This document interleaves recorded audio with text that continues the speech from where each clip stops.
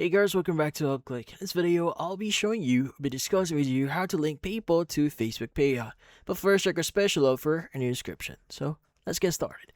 So if you're wondering how to exactly add or link your PayPal account to your Facebook account here as a payment method or for payout purposes, well, this one is quite easy. The first thing that you want to do is you want to go ahead and open up the Facebook app here, and you want to go and click on your profile icon, usually at the top right of the screen, to visit your profile. Now, inside your profile here, you want to go and click on the three bar icon that you see at the top left of your screen. Let's go and select that one. And in here, scroll down a bit here, expand settings and privacy, and you want to look for the option that says orders and payments. Let's go and select that one. Now, inside orders and payments, you want to look for MetaPay at the very top. Let's go and just choose that one. Now, in here, you want to go ahead and choose the option for manage. Now, under the manage tab here, you want to scroll down a bit here, look for the add payment method. Now go and select or press on it. Now in here you have two options. You have credit or debit card or the PayPal option. So go and choose the PayPal option here.